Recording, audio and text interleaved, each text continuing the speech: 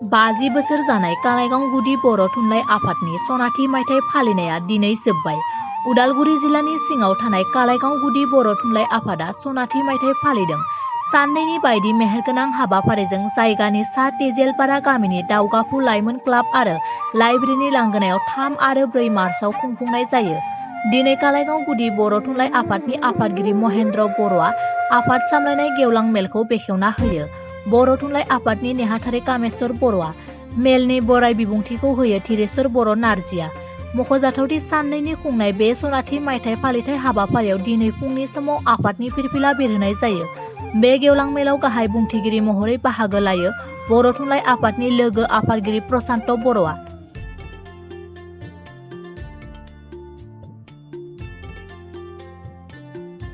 बर' थुनलाइ आफादनि सनाथि मायथाइ फोरबो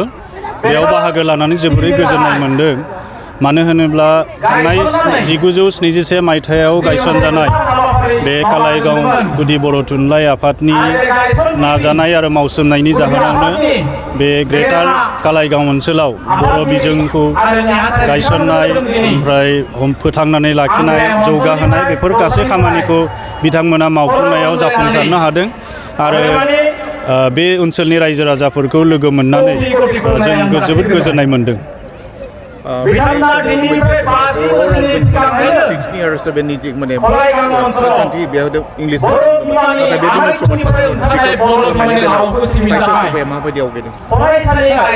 गुणोत्सवाथ' जालांबाय, बेखौ आरो खालामफिननो हानाय नङा सरकाराबो। बेनि थाखाय आलादायै मोनसे सोमोनथाइ लानो होदों। बेखौ स्कुल लेभेलाव बेखौ लाबानो बे जोब्बाय। खिन्थु फैगोन बोसोरनिफ्राय जेब्ला गोदानै गुणोत्सव जागोन बेयाव थाखो 6निफ्राय जे सानखान्थि आरो बिगियान आयदा बेयाव बर'निनो फैखासिगोन। जोबथानजों जिथु सानखान्थिया गुबुन आयदानिफ्राय होनानै गोबां साहित्य सभानिफ्राय माबायदि दिनैसिम सोलिबाय थानाय जिथु मेट्रिक आनजाद बे बोसोरनि बेयाव सानखान्थि आयदायाव आउट अफ सिलेबासनि बाहेरनिफ्राय सोंलु फैदों होननानै गोबां फरायसा बिजाथि बिथांमोना अजद होदों। आरो बिनि सायाव सोलोंथाइ मन्थ्रियाबो खेंफोरथि होदों जे बेखौ बिजिरफिननाय जागोन होननानै। जों बर' थुनलाइ आफादा बेखौ दाबि खालामगोन जाहाथे फरायसाफोरा मालाबाबो बेनि थाखाय जाहाथे बन्सित जाया आरो फरायसाफोरा मोननांगौ जि नम्बर बेखौ सेबाया होनायनि बेबस्था लायो। बर' थुनलाइ आफादनि गाहाय बेनि बेलायाव बेखौ आंबो ससियेल मिडियायाव नुदों जे बर' थुनलाइ आफादनि गाहाय नेहाथारि नीलकान्त गयारिखौ हुमखि होनानै एबा आरो सुरत नार्जारि सार बिथांखौबो बायदिसिना बदनाम होनानै माखासे लाइजाम सोरबा हरदों। दा बे लाइजामा बेसलेस। मानो होनोब्ला लाइजाम होनायनि सोलायै बिथांमोना मोगा-मोगि रायज्लायफैनायमोनब्ला साबसिन जागौमोन। आरो बे दिनै ससियेल मिडियानि मुगायाव मानसिफोरा लाइजामनि गेजेरजों एबा मेसेजफोरनि गेजेरजों बा गुबुन भिडिअफोरनि गेजेरजों बायदिसिना बदनाम होनो थाखाय नाजायो। नाथाय बेनि फारसे बारा गोनांथि होआलासेनो जोंनि दैदेनगिरि बिथांमोना मोजाङै खामानि मावलांगोन होननानै आं फोथायो।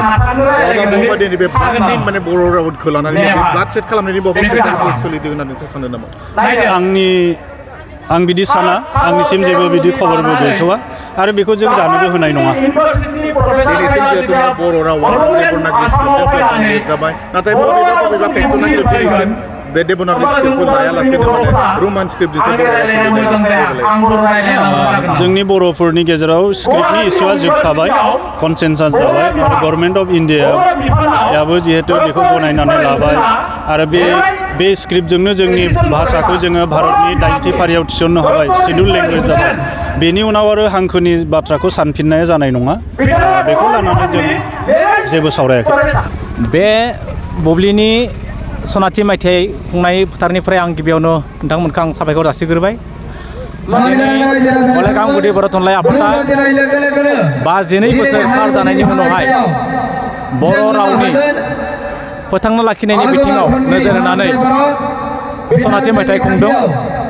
बेवहाय जोबोद मोजां मोनसे सिनायथि आरो दावगानायनि मोनसे जोंनि फोरमान। कालाइगाव ओनसोला ओरैबायदि गुबुन गुबुन हारिजों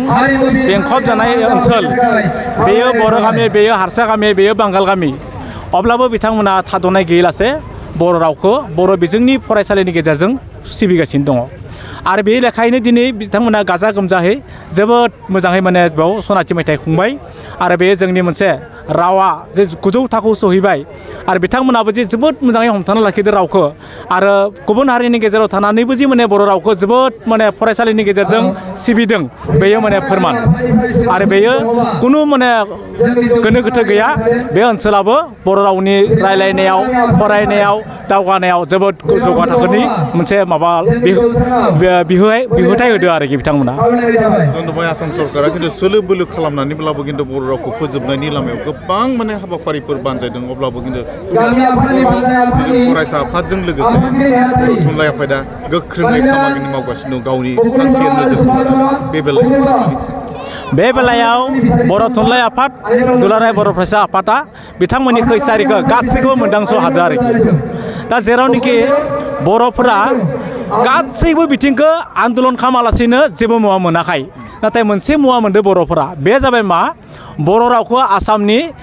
माने सरकारि राव हिसाबै एस'सियेट लेंगुवेजसो मोननो हादों आरोखि दा बेनि आसल ओंथियानो जाहैबाय बिथांमोना मिथिनो मोनबाय जे बर' रावा बेसेबां बेसेन गोनां आरो बेसेबां जौगानाय राव भारत सरकारनि माबावहा दुब्लियाव दा भारत सरकारा नोजोर होदों जे बर'फोरनि रावा बेसेबां माने बेसेन गोनां आरो गनायथावना बेखौ नोजोर होनानै जिथुनिखि नोजोर होदों भारत सरकारा बेखौ मिथिनानै आसामनि सेथि राव जानो थांगासिनो दङ होननानै आसाम सरकारा मिथिनानै दानि माने सोलोगोरा गिबि मन्थ्रि बिथाङा बर'फोरा नागिरालासिनो आसामनि माने एस'सियेट लेंगुवेज खालामारियाव दोनबाय आरो जेरावनोखि आरो बर'फोरा माने सेथि राव जानो नांगौ होननानै बुंनो हायि लामाखौ लाखिबाय आरो बिथांमोना दा बेखौ जों मोनदांदों आरो बे खैसारिया आसामाव बा भारताव ब्रिटिशआ जिथुनिखि रुल बाहायदोंमोन बे बिथिङाव आसाम सरकारा बर'फोरनि सायाव खुनु बायदियाव खम नङा आरोखि बिथांमोना खोब माबा गुरै बेबस्थाजों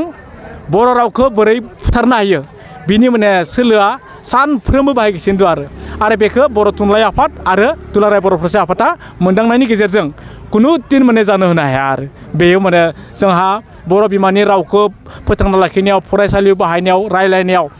बिश्व दरबाराव लांनायाव सानफ्रोमबो जोंहा माने राफोद दैदेननायजों जों माने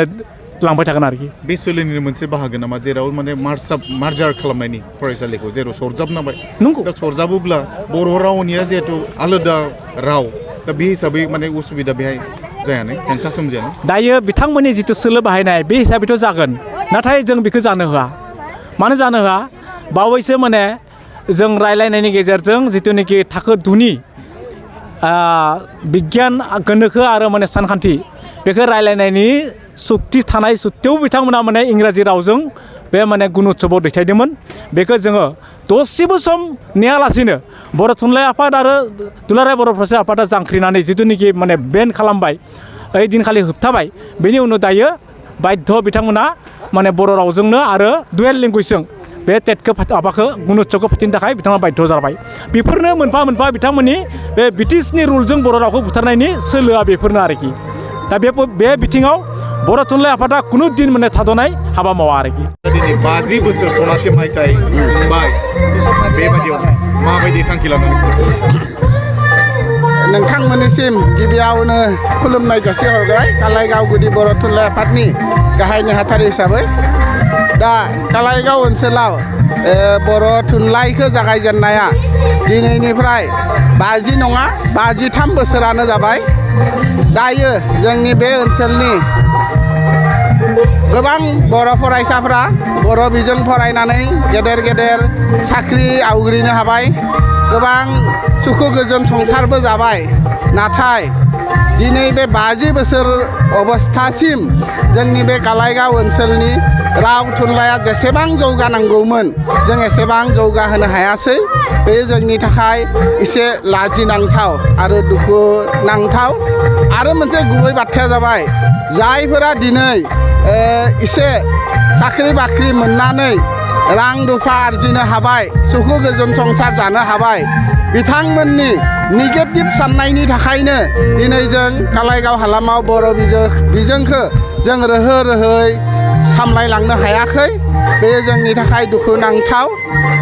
आरोबाव बेबायदि अबस्थाजों जों थायोब्ला खम समनि गेजेरावनो कालाइगाव ओनसोलनिफ्रायबो बर' बिजोङा थैलांगोन होननानै जों आसा खालामनो गोनां जादों आरो जानिखि मिरु बर' थुनलाइ आफाद जिल्ला बर' थुनलाइ आफादफ्रा गामि गामि बर' बिजोंनि फरायसालियाव गावनि गथ' गथायफोरखौ मुं थिसननो थाखाय एवारनेस प्रग्राम लादों बेयो थारैनो बर' बिजों थैनाय एबा थांनायनि बेलायाव हालुवा जाम्बाया जेबो दायनिगिरि नङा जों जायफोरखौ गुनि गियानि गोरों गोरा साख्रि आवला होननानै जों सानदों बिथांमोननिफ्रायसो जोंनि बर' बिजोङा थैनायनि लामायाव फैदों बेनिखायनो जों बे सांग्रांथि मेल होननानै बुंब्ला जोंनि गुनि गियानि सानजानाय साख्रि आवला गेदेर गोलावफोरखौसो जों दायो सांग्रांथि मेलाव हांख्रायनानै बिथांमोनखौ सत बांसा लाहोनो हायोब्लासो बर' थुनलाइया थांनानै थागोन बर' रावा थांगोन आरो बर' ओनसोलनि गुदि फरायसालि गोजौ फरायसालिफ्रा थांनानै थागोन होननानै आं मिजिंथियो आरो साफ्रोमबो मावथि सोद्रोमा एबा गोरिब गुन्द्रा गेदेर गोलाव बयबो सतबांसा लानांगोन जों बर' रावखौ फोथांना लाखिगोन बर' बिजोंखौ फोथांना लाखिगोन बेनि थाखाय जों बयबो समायखिरा लाब्लासो बर' बिजोङा थांनानै थागोन बेयो हारसिं बिबानगिरि दैदेनगिरि सानैसोआल' बर' बिजोंखौ फोथांनानै लाखिनो हागोन बेयो सम्भब नङा बेयो खुगानिल' बुंनाय रावल' जानानै थागोन आं बेखिनिखौनो दिनैनि बे मिडियानि गेजेरजों फोसावोदि बयबो लैहोर लैहोर फैनानै जोंनि बर' बिजोंखौ फोथांनायाव बयबो मदद होनांगौ आरो सोरबाफोर गावखौ गोजौ गेदेर जों गोरिब गुन्द्रानि गथ'फोरजों फरायहोआ होननानै सानदोंब्ला जोंनि बर' बिजोंनि UN एकाडेमि दं गोजौ थाखोनि बेफोराव फोरोंनानैब्लाबो जोंनि गथ' गथायखौ उन जोलैनिफोरखौ जों जाहाथे जातीयताबाद जोंनि माहारिबादखौ फोथांनानै लाखिनो हायो बेनि थाखाय बयखौबो आं खावलायदों गोजोन्थों।